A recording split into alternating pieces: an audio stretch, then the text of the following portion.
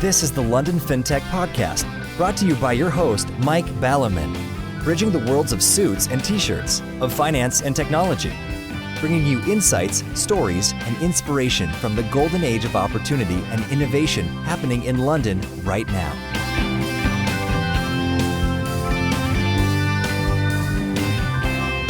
Hi, this is Mike Ballerman, and this is London Fintech Podcast, episode 26. And I'm delighted to be joined on the show today by Mike Laven, CEO of Currency Cloud, who have always been my fintech insiders' fintech of choice.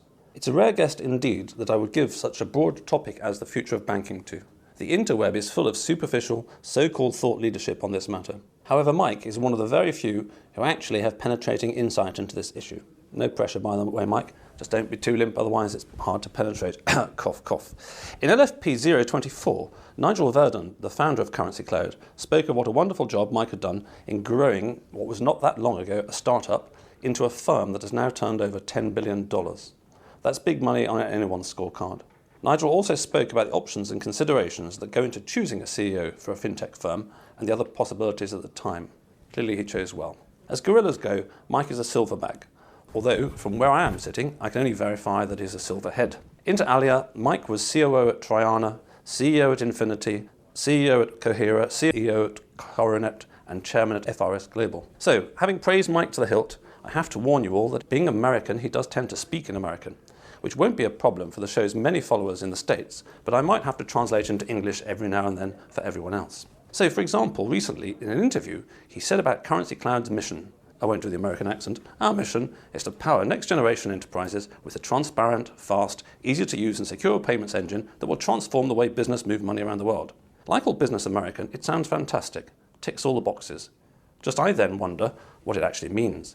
I mean, do they do due diligence on their clients and turn them away if they're not next-gen? After all, I'm last millennium's generation. Anyway, I hope to find out later in the show and put it through the universal translator after we've disposed of the future of banking and get round to talking about Currency Cloud. A recent fascinating hot-wire evening on fintech called Compete and Collaborate was chaired by the indomitable Anna Herrera, chief fintech superstar journalist at the London Financial News. However, even Anna didn't manage to entirely tame the big beast, and that doesn't happen often. So, there's plenty to talk about, and while we segue, I will pick up my lion tamer's chair and get my whip out. Hi Mike, thanks for joining me on the show today. Good morning, Mike.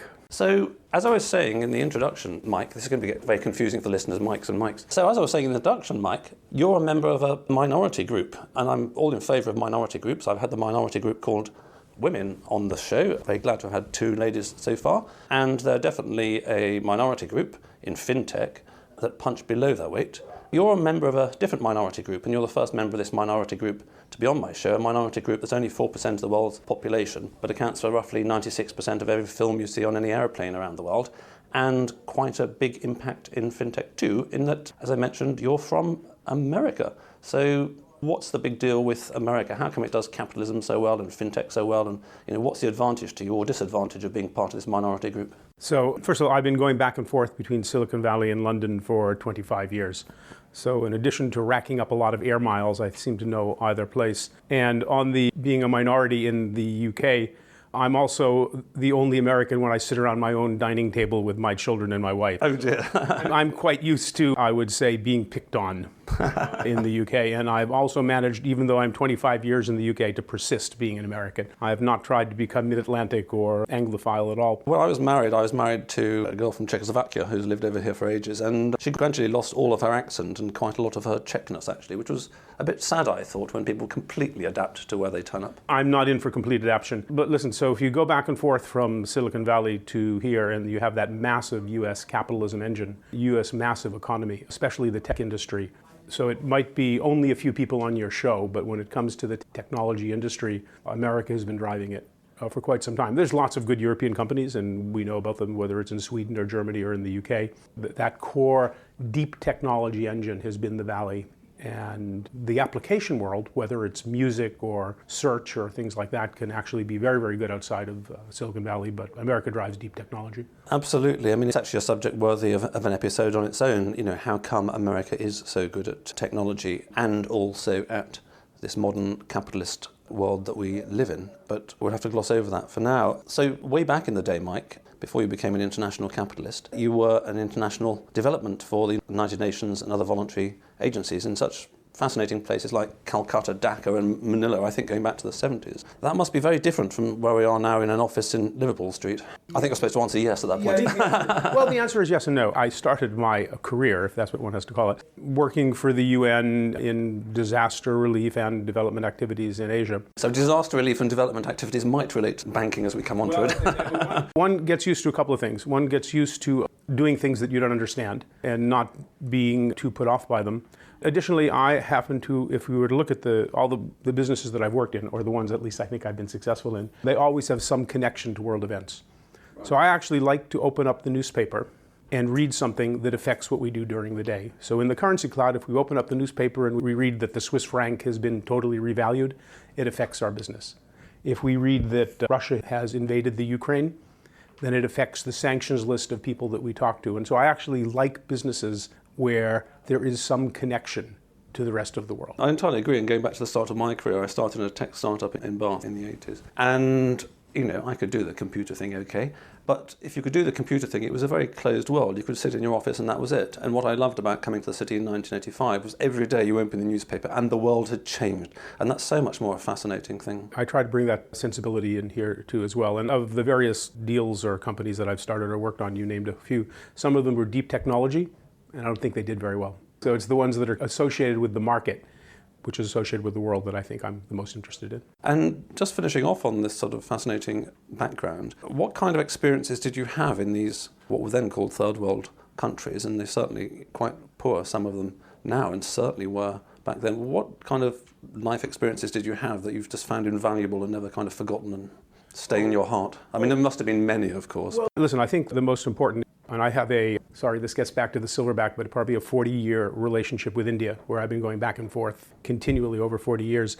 You get to look way beyond the superficialities to understand people. Whether I worked in Calcutta, Dhaka, or I go to Delhi or Rajasthan, or wherever it is in India that I go, where I am continually, you just get used to life being very, very different and not to make any assumptions. You just get used to a series of differences and then you become very, very patient in terms of understanding what people are about. So you're not completely American then, because I think I read a long time ago, something like 95% of Americans don't have passports or something like that, which then gives it a very distorted foreign policy because most of them haven't been to the rest of the world. Well, I'll digress for one moment. I lectured a group of Europeans the other day who were starting to give me that stuff about America being a closed economy. And what I said to them is, listen, you need to understand that the Eurozone is now equivalently as large, and that people live inside the Eurozone with the same kind of narrowness as you accuse Americans. And Europeans don't like to be told that. No, absolutely. Well, I think it also happens to be true. And the reason it's true, I was thinking back to Egypt actually, or Rome, is that, as we're all well aware, and of course it's the genesis of what we now know of as America, Europeans rather overdid the international expansion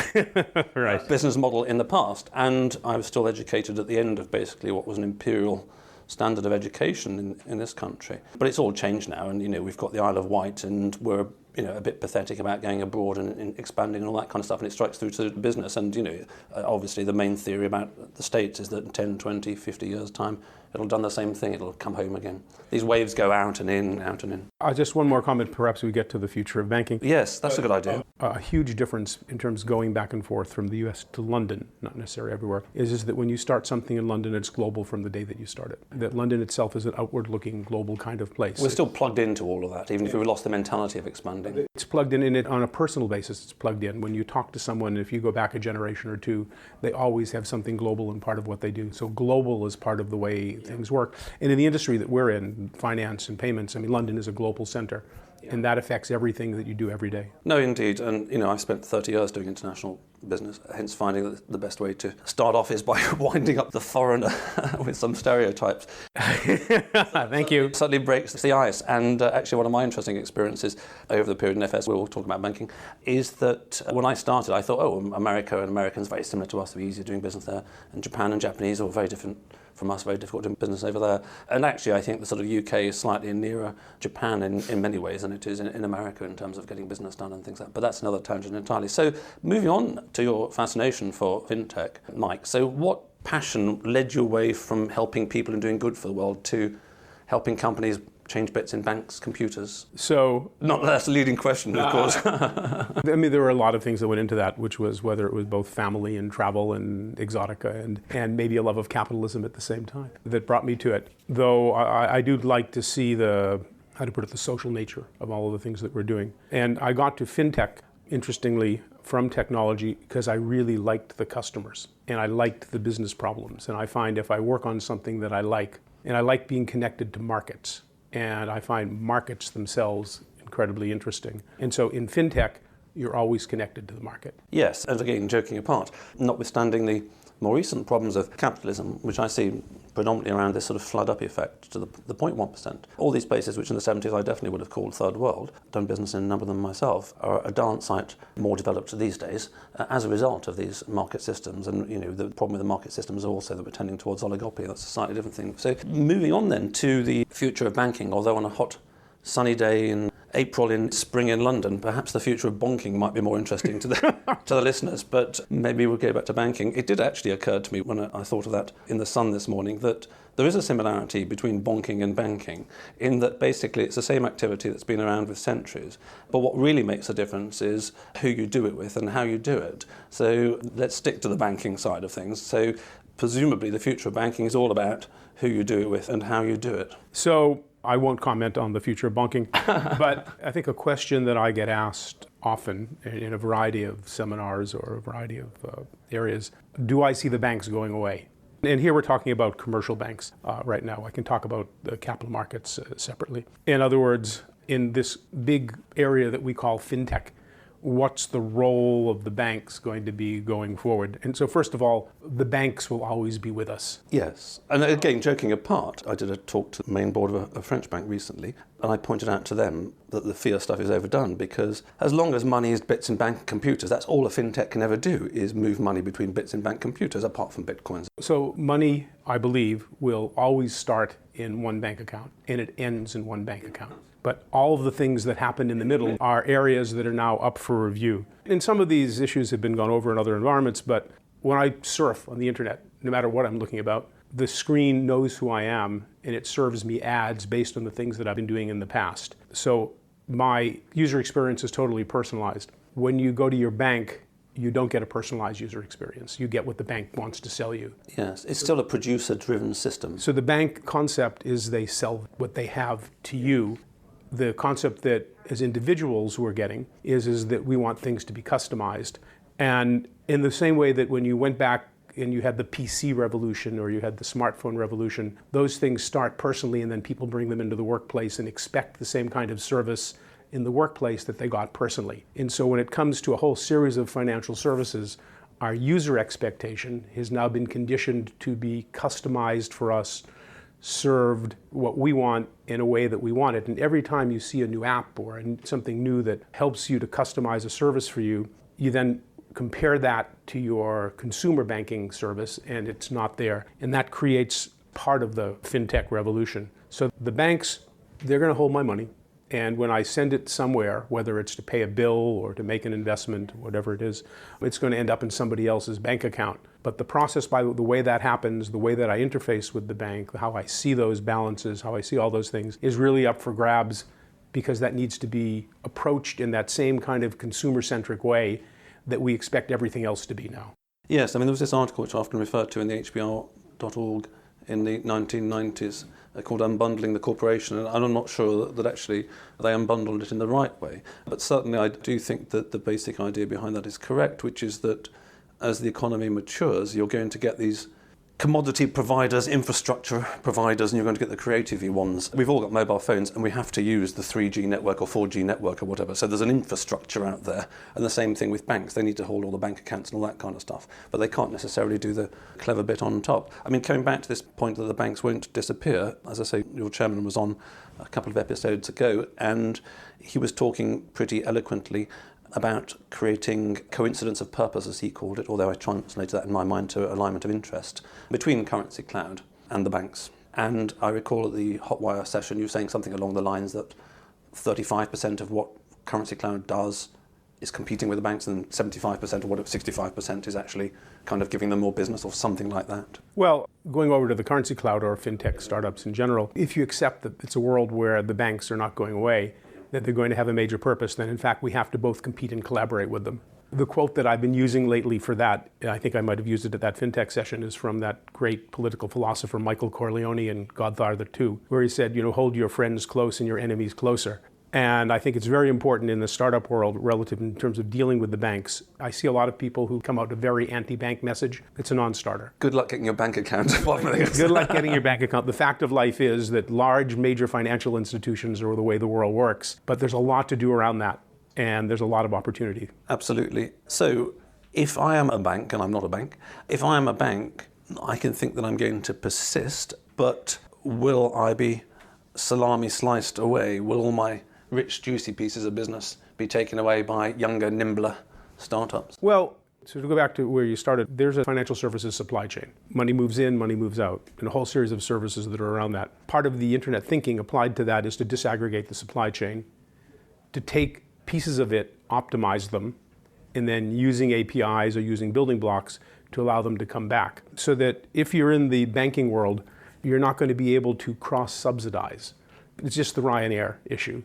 You're going to have to pay for the seat, you're going to have to pay for the meal. You have to pay for the air you breathe on the plane soon. You have to pay to go on first. And so in a way what you're doing is you're figuring out what you can charge for. In commercial banking, a international payment, for example, there's an account manager who deals with the customer. There's a foreign exchange desk that deals with the actual transaction, pounds to euro, euro to dollar. There's a payments or a cash desk that deals with making the payment. So there are at least 3 different departments. Those departments will all have different systems that have grown up core systems over time. They might be all compensated differently. And they have to do a ton of regulation and tick a million boxes every day. So they have to do a whole series of things. To do something simple is complicated for the bank. And so they can make money in one of those places, and they might not make money in others, and then it all gets cross-subsidized, so the bank does fine. Internet thinking, or fintech thinking relative to the bank says, that doesn't work anymore. We're going to charge you for the seat, we're going to charge you for the meal, we're going to charge you for each of those things. And then ultimately, that forces a cost restructuring across the industry. Yes, I like your Ryanair analogy. I think it's a very good one, actually. I hadn't heard it that way before. I mean, going up to the sort of big strategic level of banking, before we sort of drill back into the detail, I think actually even above banking, let's just treat them as businesses. Over my 30 years that I've been involved with banks, the main thing that's happened is that you've had all these fairly focused, relatively niche organisations, be stockbrokers or stock jobbers or merchant banks or investment banks or commercial banks, and they've just conglomerated and agglomerated into vast conglomerates. So if you're running one of these organisations, top of Citigroup or HSBC or anything, then you're the chief executive of a vast conglomerate. Now what's happening for the digital reasons and the digital revolution you mentioned is that really for the first time in quite a long time, they've got competition, albeit small, nimble competition, that is just so much more agile than them. So I think the main problem is that they're vast conglomerates. I think Big Bang was a mistake myself. I think that the financial services system we had over here pre-Big Bang had been pretty stable for 200 years. So if you're thinking about the future of banking and where will those institutions go, remember for example, in the broadband or the internet service business, BT owns the lines, but there are now lots of different providers who interface with the customer. So there's going to be a lot of different ways to interface with that banking system in the future, where there are nimble or customer-centric organizations that can provide, whether it's loans, I'm in payments, but there's a whole series of other services, whether it's loans or equity or consumer loans, business loans, there's a whole series of things that nimble startups will be able to do much better than banks. But in each of those cases, the money still starts in the bank and moves from it. Yes, exactly. So in which case then, the way you're describing it there, and I think there's a lot of validity in it, although I think we'll probably take a longer time to get there than people imagine, is that the bank then has to restructure itself like a BT or like the electricity grid or something like that into being a relatively low-cost provider of low value-added commodity/infrastructure services, and the problem is a lot of them are a long way from that, given all the sort of salaries and investment bankery stuff. And that. Right. Remember, so the fintech, whether it's the payments industry or the loans industry, we have an infinitesimal market share. On the other hand, we have a massive mind share. So in the last few years, the London fintech community has managed to control the dialogue. So when you talk about the future of banking, people talk to me. Well, they talk to me as often as they talk to the head of Lloyd's. Yeah. And so why is that? The fintech companies have managed to make this huge impact on the dialogue. Now, it was ripe to do that. Okay, it was ripe to do that because every week there's another banking scandal. Every week there's some other major scandal that shakes people's trust in what used to be a totally trusted institution. So you have the lack of trust coupled with the disaggregation of the supply chain, coupled with everybody having consumer-oriented or personalized services. You put that all together, there comes to be a massive opening for that, for a series of fintech companies to change the dialogue, not yet necessarily change the market share itself. Yes, I agree. And I was just thinking about how I would address it if I was running a bank. I mean, I think it comes back to this conglomerate kind of thing, which is that one of the brilliant things about fintechs, or the scale-up-y fintechs at least, and not necessarily the startups, is that normally they've got a very simple, clear raison d'etre, going back to stock jobbers and stockbrokers and those kind of days. They do one thing and they do it well. They've got, notwithstanding my teasing you with American vocabulary, that they've got a clear, simple mission and purpose. As opposed to if you're an HSBC or a Citigroup, then you're in so many darn businesses. It's very hard. Yes, so we specialize. Quite true. The concept of, let's say in commercial banking, of you have a single point of contact, which is your bank manager. And he's your entry to the system. He's giving you your overdraft, he's giving you your payments, he's giving you your mortgages, whatever it is, you have a simple contact. And then that grows both for capital markets and commercial markets so that you get these large conglomerates who are bringing everything in. With that comes one inertia, because suddenly it's all so complex that you can't change it. Yeah. And that's always been the way. So I remember in the 1980s, I had lunch with the head of one of the UK clearing banks, as they were then called, far, far smaller in scale than they are now. And he said trying to manage a clearing bank from the main board is like pouring water on sand. You certainly wet the surface, but go down not too far and it's very dry. And that's for a business that touches individuals in how they live, or businesses in how they live on a daily basis. Yeah. So that might be interesting if you're in specialized chemicals, but in this case, what you're doing is you're touching people's daily finances or businesses' daily finances. And that creates this opportunity for firms like ourselves who can specialize, do one thing really well, and then put it back into the system. I think the other point of that, which is important, is banks hate transparency. Yeah, so a friend of mine last night was doing her annual accounts, which should have been finished by last June, so clearly she's very inefficient. And then she was also doing some accounts and things on some industry body or something that she runs. And she was saying it's a nightmare because not only does she not get the cost from the banks don't even know in most of the cases. So transparency is the enemy of profitability. If everyone knows what things cost, then the prices come down. So I'm very transparent. This podcast costs zero. But to your point, the price goes down to zero. The price goes down. And you can see all the time in banking, whether it's fixing LIBOR or fixing FX or whatever scandal it is, that those things all have to do with transparency. And one of the points that fintechs bring is transparency of cost. That actually has a major effect on the banking system as a whole. I agree in general, and there's a much side issue which we don't want to get bogged down in because we're talking about banking. There's a side issue in that how a fintech defines transparency tends to vary. Some are pretty transparent and some are a little bit opaque. So going back to foreign exchange services, for example, there are fintechs you can go to and they'll tell you that you did your deal at 11, 13, 14 seconds today. And there are fintechs you can go to and say, yeah, you dealt yesterday and you've got no idea what time you dealt at. So transparency does vary. But of course, they're all generally far more transparent than the banks. But not absolute transparency is pretty rare. Yeah, transparency must vary. I was once on a stage with the heads of payments from a couple of very large financial institutions, and I was introduced as an existential threat to them. And at that point, we had like 12 people in an office without any kind of air conditioning and, restrooms upstairs. And it was, we were an existential threat to anybody. Yeah. But I think, to go back to the concept, is I think that we get mind share, but the banks themselves provide that essential trusted account service. One of the other part of banks that's interesting is that the threat to any individual bank doesn't come from the fintech organizations. It comes from smarter banks. So this is one of my favourite quotes, which is when people say, what's actually the best new financial services company in London? If they ask me the best fintech, I mention Currency Cloud. Right, thank you. Yes. Well, you can pay me later. I have mentioned it many times last year, so I'll send you the invoice in for that. If people say, what's the best new financial services company? I say Aldermore. Right. They've already floated. There's 800 people. They're a focused bank. They're doing it really well. They've got the leverage and all these things that a bank can do. So I think properly managed banks, properly managed small, narrow, focused banks are the biggest threat. So I think challenger banks are, and you see lots of different approaches. I mean, I think the Barclays approach with incubators and then having their staff go to the incubators and accelerators so that the staff start to look at innovation is one approach. So banks have a lot of different approaches that work or don't work, but the threat, I think, to any individual bank from the fintech world actually will come from each other.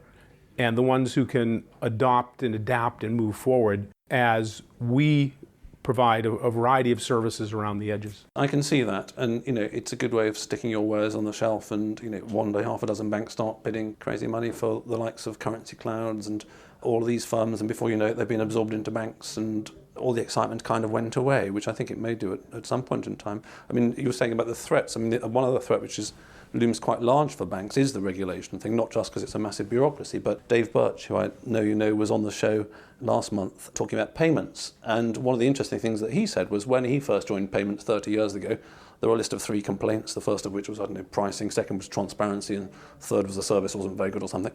And he said, well, actually, if you look at the list of complaints that people have today about payments, it's pretty much the same as it was 30 years ago when he started his career. And one of the interesting things that he was saying, and he's kind of against it really, but is that in this EU zone that you're talking about, this introspective bureaucracy spread across Europe, modern version of the Holy Roman Empire, that the regulators are doing quite a lot to try and drive payments away from banks as much as possible. Well, listen, this is one of the UK's advantages. You do actually see regulatory arbitrage. BaFin in Germany is less innovation-oriented. That's a polite way of putting it, yes. Listen, the UK regulator is, I find, quite progressive in doing this, looking at what can happen going forward, and so that you would get firms from the continent relocating to the UK and then passporting back into Europe because it's a more supportive regulatory environment.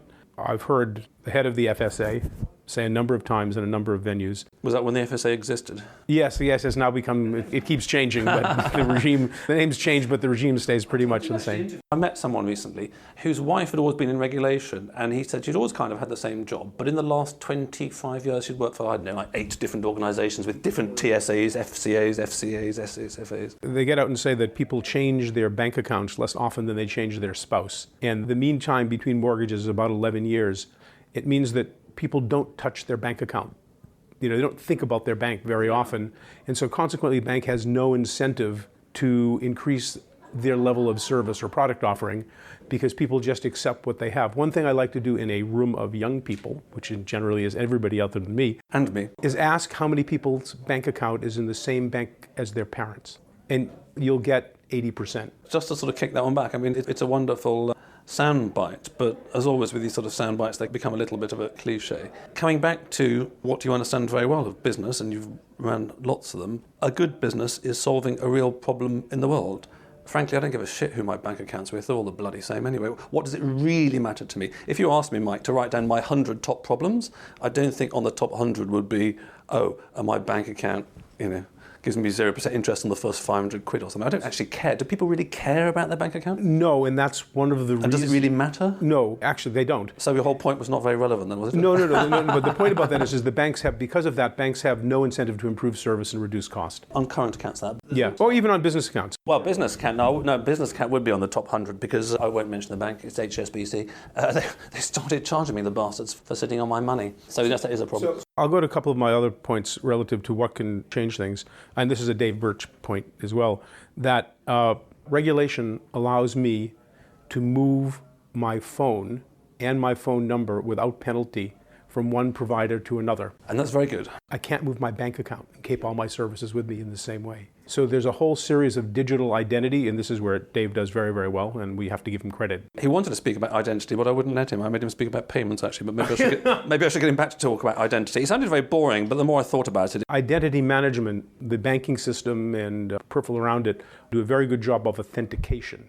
We don't do a very good job of centrally saying you are who you say you are. And we're then, on the business side here, stuck with a series of outdated and antiquated procedures. KYC, AML, and all that kind of stuff. Give me your utility bills. Utility bills, no. Identifying people is incredibly important. But this is something that would benefit everybody. It would benefit the banks and it would benefit the fintechs if there was some kind of, digital fingerprint or something. And then you knew it was Mike Balliman and who he was and all that kind of stuff. Well, but it would also make services transportable. Because right now, if one institution knows who you are, and you can't transport that identity, then you're stuck in that institution. Because you start all over again trying to find utility bills that you don't get anymore because they're online. And you start all over again, try to open a new account in another bank, you start from zero. Whereas you can move your phone account overnight, or you can move your utility account from one provider to another. I agree entirely on the problem, but I haven't necessarily tripped across myself yet the solution for it. I mean, what do you think the solution is for that? No, there isn't a solution yet. This is, to me, one of these great unsolved issues that's both systemic and technology. One, repository of a way to positively identify people in a way that's not intrusive, that can carry through, and then that allows this whole series of services to be transportable. And that once the services can be transportable, then they can be competitive. So as long as you're locked in, whether you're a business or an individual, into a single account in a single bank, and the cost and process of moving is so painful. Or a credit card or something like that. I'm going on holiday in Portugal, I just swipe it and they do the currency for me very kindly, and they probably don't give me a very kind rate and all that kind of stuff. To go back to where I was before, if you will keep the accounts, the money will always be in the banks. All those services that come between them are ripe for firms like ourselves or a series of other firms in other areas to try and disaggregate. But one of the constraints to doing that quickly is the whole concept of identity management. There are a lot of social ways that we can identify you. People will go in, they'll figure out who your Facebook friends are, who you know on Twitter, or any of them good guys or bad guys. There's a lot of ways of identifying that. That hasn't moved yet to be, legal is not the right word, is to be trusted on a regulatory fashion. I suspect that this problem has definitely been solved, but the solution at the moment lies with the intelligence agencies. Ever since Mr. Snowden has pointed out, and as he said, going back to teasing Americans, as he said, the GCHQ is far worse than the NSA, which means that GCHQ must be very bad. But those guys have clearly a long time ago sorted the identity problem out for roughly everybody in the world. Otherwise there would be no way they could. Well, perhaps, but not in a way that persists and is available to other people. Exactly. So if there is a solution, it's behind closed doors. Yeah, I'm not sure if that's the solution that we're looking for. Well, again, if the NSA/GCHQ gave you an API where you could stick Mike Balliman in or something like that and they would verify it, that would certainly solve AML issues and all that. Now, coming back to APIs and the future of banking, Nigel presented what I thought was quite a nice view of how banking could be reformed. And his analogy, I'm sure you've heard it many times, he's probably bored you over dinner many times with it, was with the iPhone, that Jobs came up with thing and said, look, here it is, and it does this and that, and it's pretty and it's shiny, and you can come and stick some apps on it and make it really kind of fun. And that if a modern bank came along and just provided itself as APIs all around, then that could interface very nicely, going back to compete, cooperate with, for example, fintechs. So how we got into that conversation was that I was talking about the fact that in peer-to-peer lending and borrowing, you've always got this terrible asymmetry that you've got too many lenders or too many borrowers, although at the moment it's too many lenders. It may turn around. And that they lack an interbank market between themselves, and it doesn't really work very well as a result. Now, of course, there are tremendous advantages to being a bank, as we discussed, and one future for the online lenders or borrowers is actually they're just asset originators. And actually what you need is the bank's liquidity and balance sheet and all that kind of stuff. And if you had an API'd bank, then this is one of Nigel's points, that you could then stick on the peer-to-peer lending and borrowing into the bank, and then you just got the bank's liquidity and interbanky stuff. So in the online business, often their competitive advantage is a much cleverer algorithm, or a much cleverer way of doing credit scoring, or a much cleverer way of knowing who you are and knowing what the values are, and then being able to, with a whole series of new technology, to be able to manage that. In that business, I think, as you said, there's a surplus of lendable funds and not enough people who have been freed from the bank to actually pick it up. The problem there is getting the borrowers. So could a bank, by opening up some of its systems, use those kinds of firms? In other words, the bank could generate the customers, those firms with their superior algorithms could figure out who's creditworthy and how much could be loaned to them. And that could be a model going forward, where the application provider or the lending provider, whoever it is, whether it's Zopo or someone else, or in the business side, another firm, does a just much better job of the customer interface, of credit scoring. And they're friendly, and the customers like them. Well, they start with a clean slate. Yeah, absolutely. They start with a clean slate, and they start with a customer-centric way. But in fact, in terms of generating the customers are over here. I think the concept of interbank market is into a service market is interesting, where you want to lay off customers or amounts on each people. That kind of flexibility isn't there. It isn't there officially, although it's rumoured to have happened, shall we say, in the UK. That's just rumour, I'm sure. So, for example, in the currency markets that we're dealing in, to be able to get an API into the currency system inside a major bank requires a volume that is beyond, I don't know whether it's 99.9% of most businesses altogether. So the API is available into the currency trading system on a bank, but you have to have a volume that cuts out most everybody else. Someone like the Currency Cloud, and essentially we're a remarketer or a wholesaler. I see. So you save up all the little things on one side, and the other side you've got such a big one that actually they'll pay attention to you. So the bank will pay attention to me. I'll then be able to give the kinds of services that the bank will give to its largest customers to small customers, because I'm effectively wholesaling. Yeah, wholesale to retail transformation. But the issue for the bank on opening up in the API is what size customer will you open that up to? In other words, so if you open up your system, it's a core system. Banking core systems are massive legacy issues. They develop very slowly, both for legacy issues and for regulatory issues. So that kind of opening up is hard. But I think that's where you get, whether it's Aldemore or Fidor Bank, a next generation bank builds a core banking system, not out of legacy, but out of sort of newer technology that is API oriented, that is compartmentalized and componentized, and they'll have an advantage of opening themselves up. I think it's very hard for larger banks with legacy products and legacy core banking to be able to do that. I'm sure that's true. The other point, going back to profitability of the various business lines, and your chum Philippe Kellis of Cantox was on the show a few weeks ago, and he was talking fairly eloquently about having done his business degree or something, and in business degrees they tell you that foreign exchange market is the most liquid in the world and tightest spreads and yada yada yada, and all that. That happens to be true. It's a very big market, as you know. However, if you're an SME, you don't necessarily get that. So going back to the other inhibition on banks of opening up to sort of APIs on tight prices, is that actually they lose one of their sort of fattest cows, but that's to be taken anyway. So just wrapping up this section, Mike, before we move on to the currency cloud and what's interesting here and where you're going and all that kind of stuff. So in terms of the future of banking, as you say, interestingly, a large number of people ask you about this, and I say interestingly because you're not a banker, this isn't a bank, and I don't think you've run banks, but you've clearly got some interesting insights. If I may wave the magic wand tomorrow, or perhaps if you're in a Kafka novel and you wake up as a beetle and you suddenly find yourself chief executive of a large, vast bank, what do you think that your competitive approach, what do you think that your strategy would be at the moment? What would you try and do to get it into the future of banking that you see that's going to happen anyway? So change always happens from the bottom. It doesn't happen from the top. So you come in as the chairman or the CEO and you say, we're going to transform the business. You can tell you're an experienced CEO because you've done the right thing already, which is firstly, lower the expectations of the board that you're going to make any change whatsoever. And then you will outperform those expectations and they'll be very happy. So then one starts with listening. You have to start with listening to what customers want.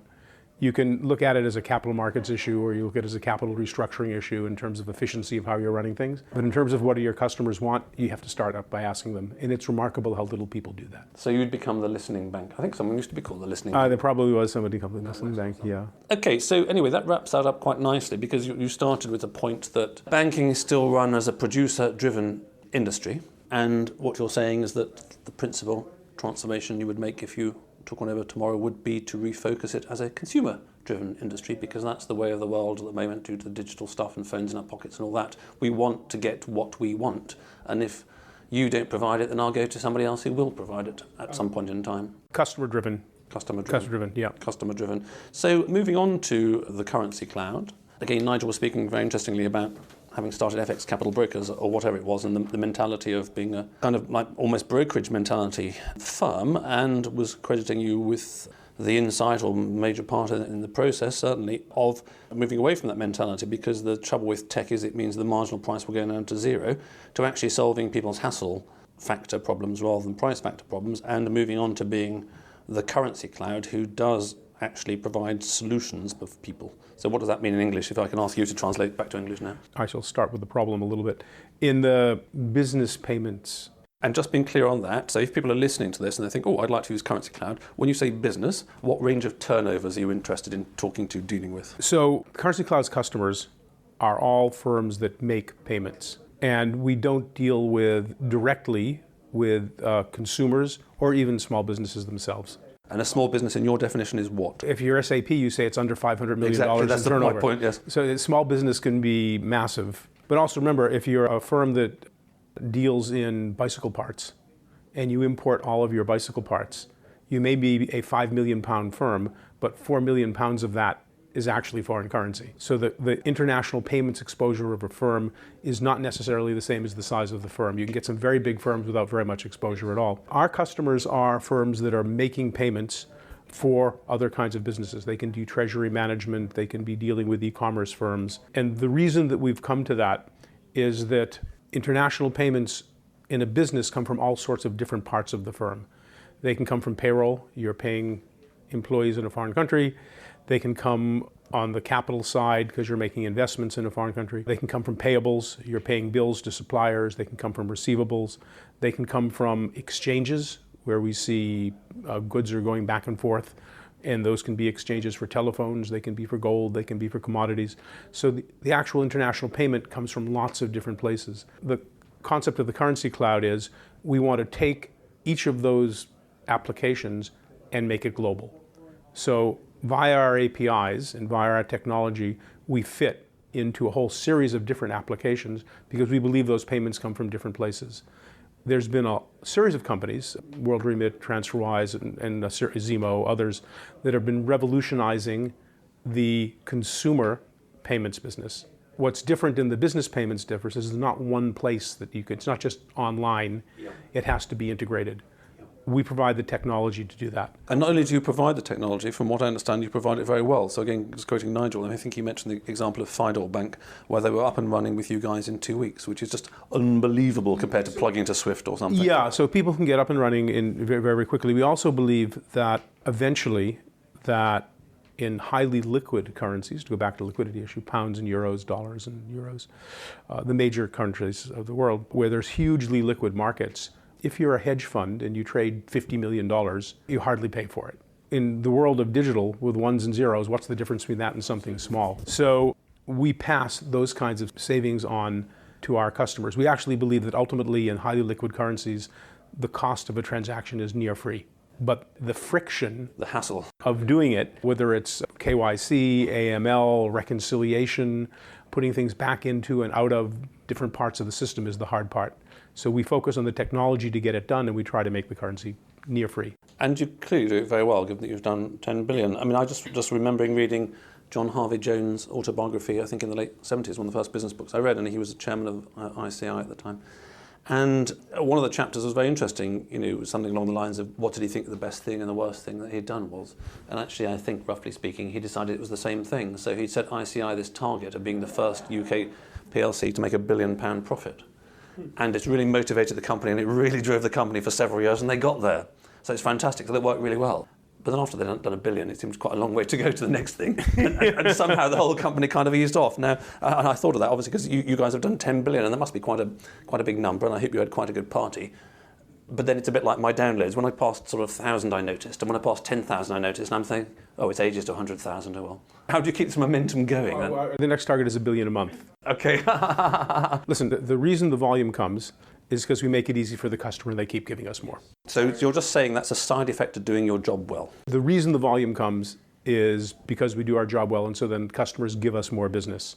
The way it works with our customers is that we work with them, we connect with them, but then over time, our business increases with those individual customers as they become more familiar with the service and trust us. So that the amount that we do is just an indication of how well we're doing our job. So just wrapping up, Mike, I get rather bored when journalists ask people running companies, I can do an IPO next week, I can do an IPO. Because if you were going to do an IPO next week, you couldn't say yes anyway. But going back to the future of banking, compete, collaborate, and all that kind of stuff, not necessarily just sticking to currency cloud, but sticking to the big grown-up fintechs. What do you think the future is for them over the next few years? Will they just disappear into large organizations? Or will there be an independent, an indie FS sector, do you think? I think there'll continue to be an independent sector. If once you understand that the banks are not going to go away, and that the banks will sit there as a trusted repository of funds, and that opens up for you a massive area in between, and that the bank investment in innovation will only be able to get so far in their ability to change core systems, and they will continue to have this issues with transparency. There's a massive opportunity in between accounts for service-oriented, whether it's business-oriented or consumer-oriented areas. Also, I think one thing that's important in the fintech world, our businesses could transform over time. They could become from a service provider to a data provider in ways that banks can't transform. So I see tremendous amounts of customer service, and then from that, to your question, comes value creation, and then that value can be realized in a lot of different ways by the firms themselves. You'll see, of course, banks responding by acquiring small firms and acquiring technologies that they can where it makes sense to them, but there'll be a massive independent sector.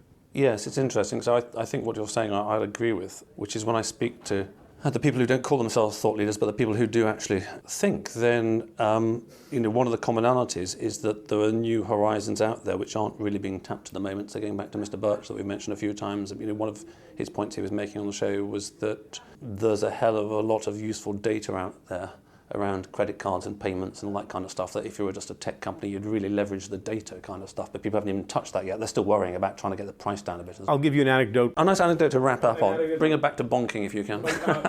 Not far, but I was on a stage, someone who was a founder of a music service, of Shazam, and he was talking about the progression of the service. It was absolutely fascinating, and he said, so first we brought out the service and we charged per transaction. Well, that didn't really work that well. Then we actually moved to charging a subscription, pay per month. Well, that didn't work very well. And then we moved to a one-time payment. You pay once and you have it for the rest of your life, I guess, and that didn't work very well. And then we discovered, well, we should actually give the service for free and then take the data that we got from who was listening to what and sell it to the record companies, and that worked really well. So if you look at it, they were solving the same problem, which is people wanted to know what music they were listening to, but over a long period of time, they migrated the business from actually that being the business to the business being the information that they got from that. And I think you'll find that in a lot of fintech businesses. You'll still be providing the service, but actually what the business is doing makes you transform. Brilliant. Well, that's an excellent way to wrap up, because I was thinking of that one and I was trying to rack my brains, and I did realise that it was you that had told the story. And I think the moral in that story for listeners is that the brilliant fintechs, the solid grown-up fintechs, of which Currency Cloud is part of a small handful or two at maximum, are doing really well what they're doing. It's very hard to be a startup and beat them at the game that they know so well. However, there's always a different dimension in life that opens up and which you can travel down, and perhaps that's one of the directions. So thank you for your time, Mike, and clearly you've done a fantastic job at Currency Cloud, taking it where it is, and I wish you every success taking it forwards. And starting by teasing Americans, I should also wrap up by the fact that I think that in many ways, as you were saying about taking a 1 billion target and making it per month, it's this kind of drive and ambition that is perhaps lacking in the Anglo-Saxons of the UK these days. So I wish you well in your binationality in the future, and thanks for being on the show today. Thank you, Mike.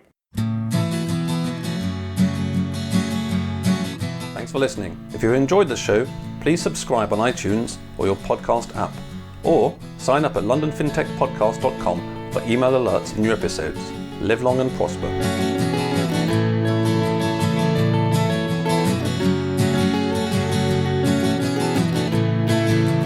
We could sit in a band there all day, watching the firelight dance, watching the firelight dance.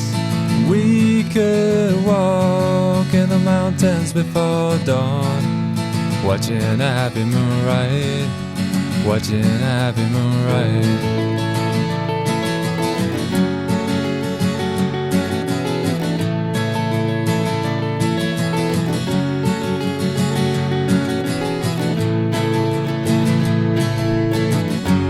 Come away from the city, with the tarmac so dead and the people so sad.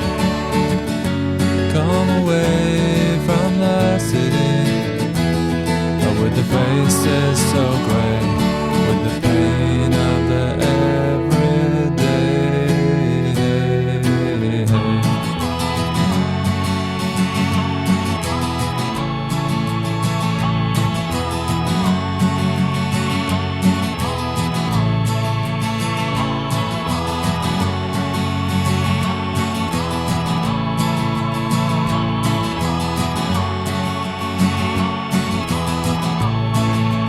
We are wild like the mountains and the trees.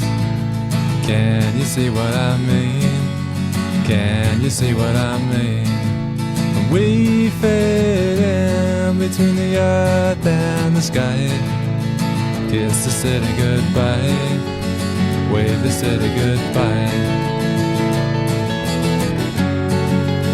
Wave the city goodbye. Wave the city goodbye.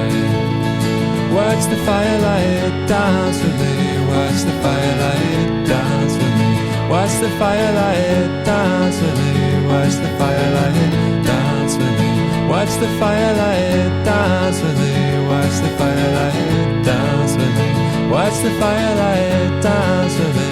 Watch the firelight